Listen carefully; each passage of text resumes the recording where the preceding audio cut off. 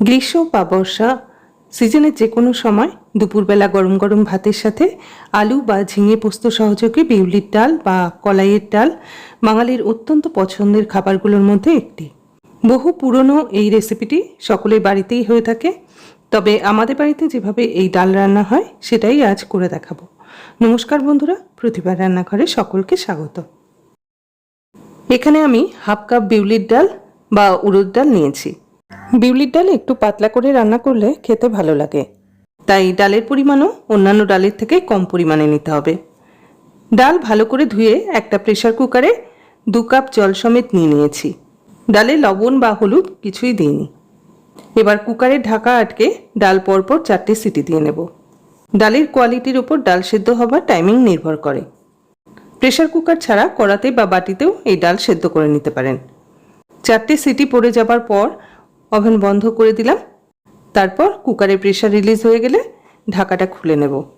এখানে রয়েছে 1/4 ইঞ্চি আদা, হাফ চামচ মৌরি। আদা মৌরি মিক্সিতে নিয়ে তাতে একটু জল দিয়ে মশলা বেটে নিচ্ছি। কুকারের হাওয়া বেরিয়ে গেলে এর ঢাকা খুলে দেখে নিচ্ছি ডালগুলো গোটা রয়েছে, একদম গলে যায়নি। এবার হাতার পিঠ দিয়ে ডাল এভাবে চেপে চেপে ঘুটে নিচ্ছি। এই ডাল গলে গেলে কিন্তু খেতে ভালো লাগে না, একটু দানা দানা থাকলে খেতে ভালো লাগে। ডাল ঘুটে নেওয়ার পর কিছু ডাল গলে যাবে আর কিছু কিছু ডাল এরকম আধ ভাঙা অবস্থায় থাকবে। এবার এই ডালে 250 ml মতো জল দিয়ে দিলাম। ভালো করে নাড়িয়ে চাড়িয়ে ডাল জলের সাথে মিশিয়ে নিচ্ছি। ডালের কনসিস্টেন্সি ঠিক এরকম পাতলা থাকবে। তারপর এই প্রেসার কুকার ওভেনে বসিয়ে দিয়ে দিলাম খুব সামান্য 1/4 চামচেরও কম একটু হলুদ গুঁড়ো। হলুদ না চাইলে নাও দিতে পারেন, তবে দিলে একদম নামমাত্র হলুদ দেবেন, এতে ডালের কালারটা খুব সুন্দর আসে। আর 1 চামচ লবণ দিয়ে দিলাম। নেড়ে চেড়ে লবণ হলুদ ডালের সাথে মিশিয়ে নিচ্ছি। এখন দিয়ে দিলাম 2টো চেরা কাঁচা লঙ্কা। ডাল এখানে ফুটতে থাকুক। অন্যদিকে গ্যাস ওভেনে একটা কড়া গরম করে 1.5 পলা সরষের তেল দিয়ে দিলাম। তেলের পরিমাণ এই ডালে খুব কম লাগে। তেল গরম হয়ে গেলে 2টো শুকনো লঙ্কা তেলে দিয়ে দিলাম। লঙ্কা দুটো নেড়ে চেড়ে ভেজে নিয়ে হাফ চামচের মতো 5 ফোড়ন তেলে দিয়ে দিলাম।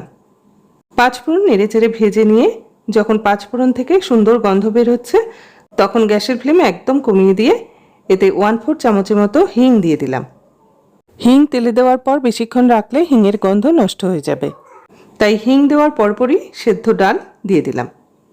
কুকারটা ধুয়ে আরও কিছুটা গরম জল দিয়ে দিলাম। ডাল নেড়েচেড়ে মিশিয়ে নিচ্ছি। এই সময় লবণ ঠিক আছে কিনা অবশ্যই দেখে নিতে হবে।